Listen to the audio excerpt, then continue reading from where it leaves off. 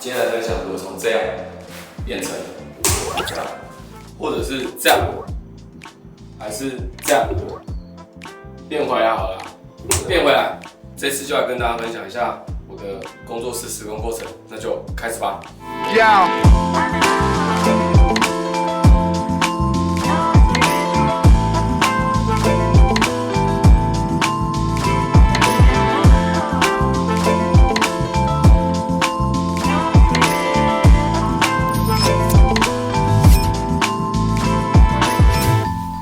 这个空间呢，其实我已经租了3个月了。那前3个月呢，其实我都在处理我的爸爸公寓咖啡那边也换了位置，所以我改了云端厨房。所以前3个月我都在设计那个厨房，一直到了最后的这第3个月，我才有时间来处理这一间。那我只有把地板铺好了，还没开始做整理。那想说，既然要整理的话，就把它拍成一个记录，来分享一下我怎么去整理。你现在听到回音非常非常重。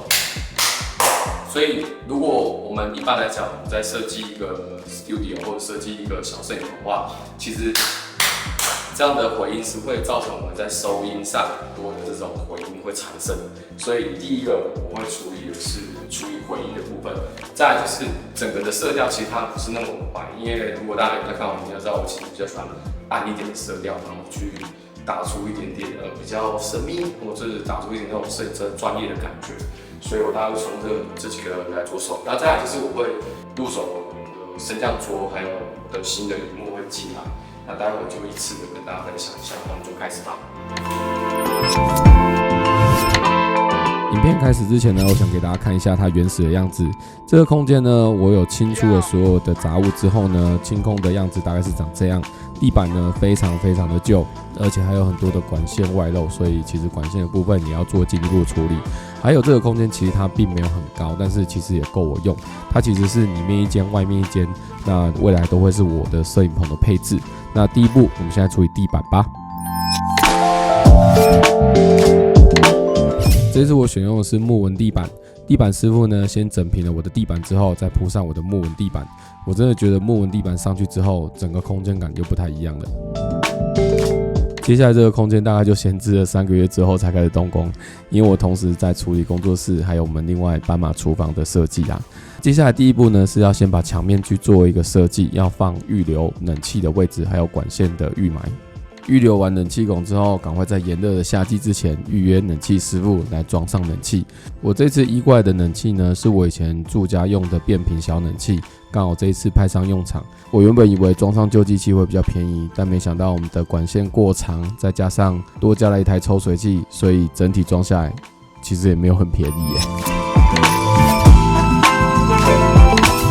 处理完埋线跟冷气之后呢，接下来我要处理墙面了。墙面呢，有部分的墙面有一些壁癌，所以呢，我就先把壁癌涂掉，涂上了一层防水胶，进而保护这一面墙面。好加在的是，壁癌的墙面其实没有很多。处理完之后呢，我接下来把一些坑坑巴巴的地方先补起来，接下来要开始准备油漆。其实我一直都蛮喜欢 DIY 的，因为我在早期整理老房子开店的时候，其实就非常习惯自己来。所以我也在这一次的工作室设计当中全程一手包办，这种小型的墙面修补还有油漆的施工，也算是施工工程当中最简单的了。这一次的墙面颜色设计上，只有天花板我留下的是白色，未来如果要跳灯打灯的话会比较方便。其他的4边颜色，除了有隔音板之外，在墙面的4个角落，我选择了非常深的咖啡色来做点缀。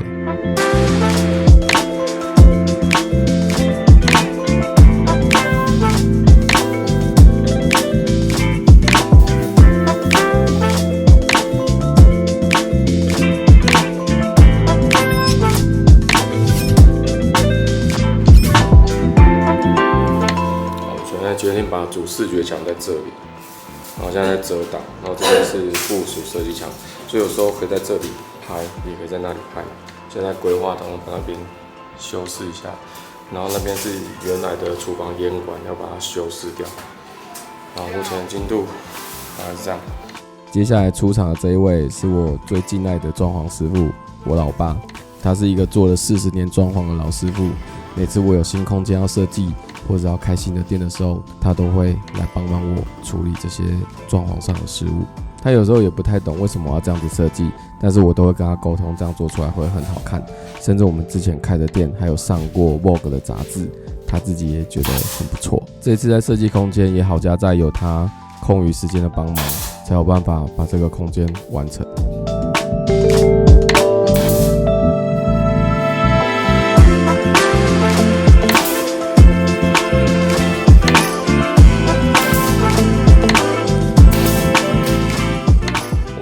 主墙的话改到这边来，那这边要做渐层光。好了，这样也好，其实比较宽。现在满目疮痍的木屑，我来打扫一下。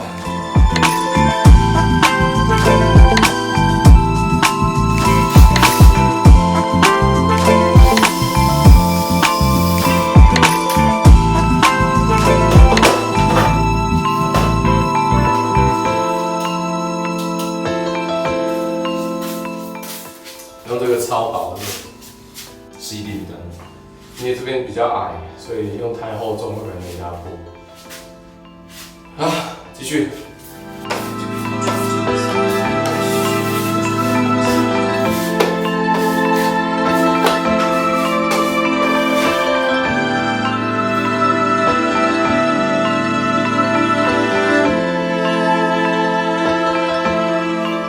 那这个就是我们的隔音面。它其实就是大概是9 mm 8 mm 的一个厚的隔音面，那贴上去之后是全黑色，然后后面是自扭，然后就可以贴上去。可是就有些地方要切，那没问题吧？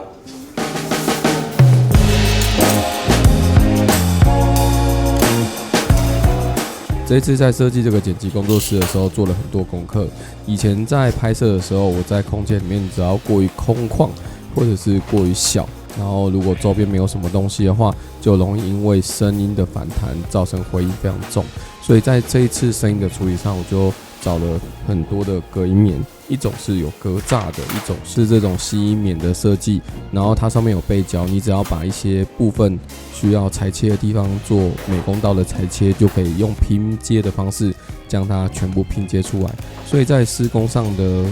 处理上，我觉得还蛮简单的。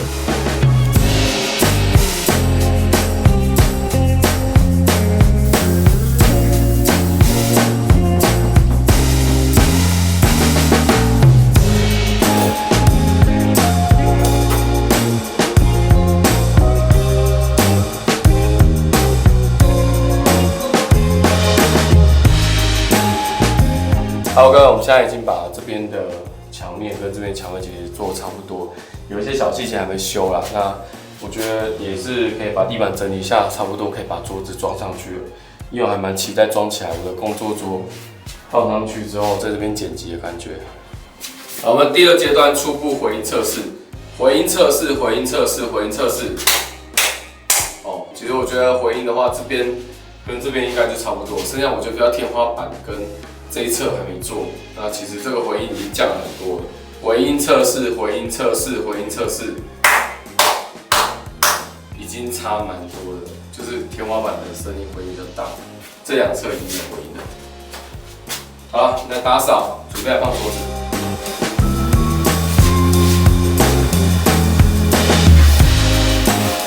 打扫完之后呢，我的氛围灯也到货了。顺便把它点起来吧，感受一下这边灯光打亮之后的氛围，是不是很不一样啊？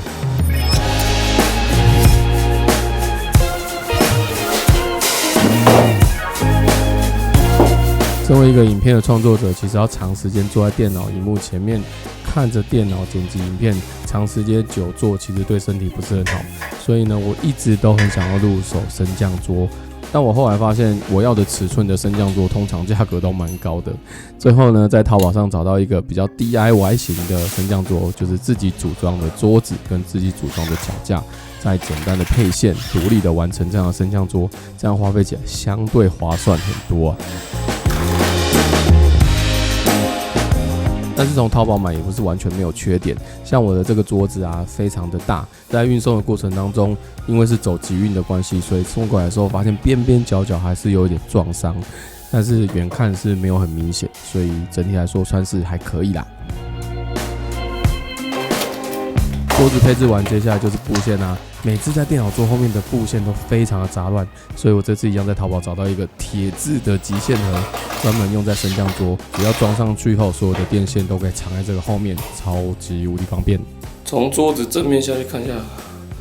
还蛮帅的哦。但是也是很可惜，运送过程有稍微撞到，远看不是很明显 ，OK 啦。这次我也在虾皮上找到一个很特别的延长线，这个延长线的头还可以转。全黑的还蛮帅的，再搭配上这一条蛇形的走线盒，可以把所有的线藏在这个里面，而且它会弯曲伸缩，非常的方便，非常的一体。我的感觉是这个蛇形长线盒大概可以装4条左右的像延长线这样粗细的电线，装上去之后再插上电，升降桌用起来，这样子是不是变得非常非常的利落，就不会有一堆电线在后面拉来拉去的感觉？整理过后是不是看起来就非常的清爽呢？所以这样子的电线再配置起来，我觉得非常非常的舒服啊！也终于装好了桌子，配线完成，接下来要迎接我的主角上桌啦。我一直都觉得剪辑工作里，萤幕不是辅助，而是主角。我每天都要盯着它好几个小时，呈现的画面色彩准不准，看起来舒不舒服，这些都直接影响工作效率。这次我在设计新工作室的时候，思考最久的设备就是我眼前这一台 BenQ MA320U， 因为这不只是我剪影片的工具，更是要每天长时间面对面的伙伴啊。当初选它原有几个考量，第一个是外形，我很在意空间的整体感，所以这台萤幕设计简洁利落，和我的 MacBook 摆在一起非常的和谐，完全不会突兀。加上它的支架设计非常灵活，不只能上下调整高度、左右旋转，甚至能直接翻转成90度直立模式，而且画面会自动转向，就像看手机一样。这对我来说超级方便的，因为我平常剪影片的时候，不只剪横式的 YouTube 影片，也会做一些直视的 IG Reels， 这样可以转成直视即时对比，效率加倍啊。第二个是色彩，我平常剪片的主力就是用 MacBook。那最怕呢，就是通常外接萤幕会出现色差。我以前也用过很多不同品牌的萤幕，甚至用校色器来调整过，都还是会有落差。但是 MA320U 直接支援 MBook 模式，等于说它直接内建了近几年 MacBook 的色彩规格，直接接上去之后自动同步，节省很多校色的时间。虽然每一代的 MacBook 颜色还是有点不太一样，但是能够这样快速校色，自己再做一下微调，我觉得已经相当方便。而且它有个很方便的细节，就是可以直接用 Mac 的键盘调整萤幕的亮度，这真的是用 Mac 的使用者才能够了解这样的爽度啊！不用进萤幕选单慢慢调，工作流程非常顺啊。第三是便利性，这萤幕有一个非常独特的用法，只要插上电之后，背后有一个支援90瓦的快充，只要用一条 Type-C 的线就可以帮你的 MacBook 充电。除此之外，这一条线还能够直接输出萤幕，等于说用一条线解决输出跟充电，让桌面变得更干净清爽，超级方便。再来讲讲画质跟观感吧。这台32寸 4K 解析度，画质非常的细腻，修图剪片的时候都可以清楚看到每一个细节，不管是旅游影片的风景光影，还是肤色调整，都能够让我精准的判断跟修正啊。搭配 BenQ 自家的 HDRI 技术，萤幕会依据你的环境明暗自动调整亮度跟对比，让画面细节亮度不爆，暗部不死黑啊，视觉层次变得更清楚，就像人的瞳孔一样，可以做即时调光，画面舒服又沉稳啊。再补上一个我觉得很实用的点，萤幕的表面使用 Nano Matte 无反光面板，不管是白天的自然光，或是晚上只开一盏灯，都不会受到光线的影响。长时间工作下来，对眼睛的压力真的是小很多。如果你本身也是果粉，也是 Mac 使用者的话，你大概会发现，像 Apple 的 Studio Display 这个萤幕价格就落在45900，而如果上到最高阶的 Pro Display XDR， 那更是15万起跳。而这台 BenQ MA320U 不到2万块，整体的设计感、色彩的准度、画质的呈现，甚至使用体验都非常的接近。对我来说，这台萤幕算是在整个 Mac 生态性价比最划算的一个选择了。所以如果你跟我一样常常要剪片修图的创作者，或者希望你的桌面变得更干净有质感，这台 MA320U 绝对会是你桌面上最值得投资的主力萤幕，推荐给大家。详细资讯我也会放在资讯栏，有需要可以去看看哦。接着萤幕都好了，怎么可以少了萤幕增高架呢？这次一样选了核桃木色的增高架，只是稍微有一点色差，不过整体来看还是蛮搭的。那我的这个增高架呢，我选的是2个小夹层的概念，可以放上笔电或者是放上一些小东西、硬碟等等。那甚至还有很多的配件可以再另外选购，那我先初步装起来，后续要加装可以再另外买，装起来感觉很不赖吧。接下来就是监听喇叭了。这次我选择的是漫步者的 R1700BT， 这个喇叭有一个特色，就是它是核桃木的外设，所以跟桌子搭起来非常的协调，整体的色调感非常的完美。除了音质不错之外，它也是 CP 值很高的选择哦。铺上了新买的桌垫之后，接下来要打开的是我的 Keychron K1 Max 的机械键盘啊。想入手这键盘也很久了，因为真的很希望有一个键盘能够完全的支援 Mac 的操作。打开之后，背光是白色的背光，而且完全支援 Mac 的相关操作，敲击起来完全跟一般的键盘感觉不太一样，非常的舒压。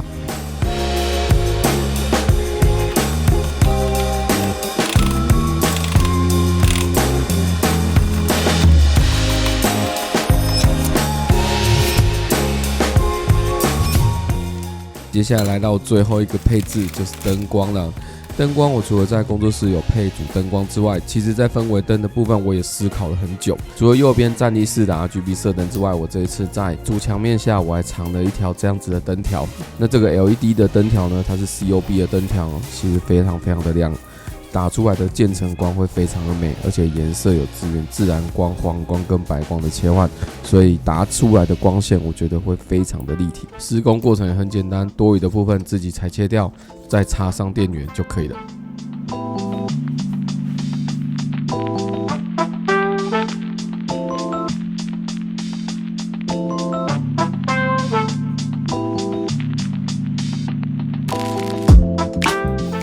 今天已经是施工的最后了，那最后呢，就是光线都布了差不多之后 ，LED 的线灯，然后我们的这个 RGB 射灯，那有时候我还在准备这个的光棒。那这个光棒我用的是南光的 PowerTube 6C 2代，这个很不错，它也可以调很多颜色。然后把它打开，然后它是红色，然后把它放在荧幕的后面，就会蛮气氛。因为它现在是红色嘛，那我的那个 RGB 的色。这条线灯我们可以把它变成是红色。遥控器其实它也可以连线 App 啦，那我们就遥控器直接切到红色，就整体就是红色的色调感就出来了。但是我今天想要换不同的氛围的话，我只要再一样，比如说想摆个蓝色，这出来，然后这个南光的这个光棒呢，它就会有这个 APP 可以控制，然后让它变成是蓝色，这边可以控到颜色，绿、蓝。整体氛围的质感就出来。那在我们的工作室，虽然完工一个段落，还有一些细节，我们就不补了哈。考量了这个整个影片的长度，我们就不再多说。那对于这样子施工过程的一个分享，不知道大家喜不喜欢。然后如果有些